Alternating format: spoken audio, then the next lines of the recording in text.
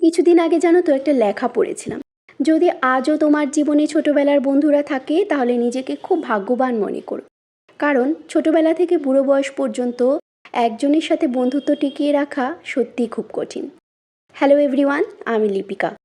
আজকের দিনটা আমার কাছে খুব স্পেশাল ছিল, তাই তাড়াতাড়ি করে সকালবেলা সব কাজকর্ম সেরে পুজো দিয়ে নিচ্ছিলাম। গতকাল থেকেই জানো তো প্ল্যান হচ্ছিল আমার ছোটবেলার কয়েকজন বান্ধবী আজ আমার বাড়িতে আসবে। এরা সেই মানুষগুলো যারা আমার ক্লাস 1 থেকে ক্লাস 10 পর্যন্ত পুরো বড় হয়ে ওঠার গল্পের সাক্ষী। একসময় আমরাই ছিলাম নিজেরা ছোট ছোট বাচ্চা, আর আজ আমাদের ঘরের বাচ্চারাই বড় হয়ে যাচ্ছে।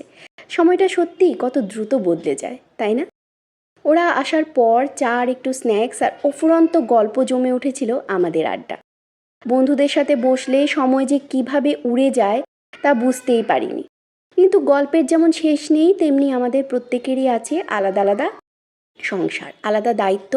তাই একসময় সবাইকে আবার নিজের বাড়ির পথে ফিরতে হয়েছে। অনেকদিন পরে একসাথে কাটানো একটা সুন্দর মুহূর্তে মনটা ভরিয়ে দিয়েছে। সেই ভালো লাগার একটু অংশ তোমাদের সাথে শেয়ার করলাম। আজকের ব্লগটা তোমাদের কেমন লাগলো জানিও, ভালো লাগলে পেজটা ফলো করে দিও। বিদায় নিচ্ছি, বাই বাই।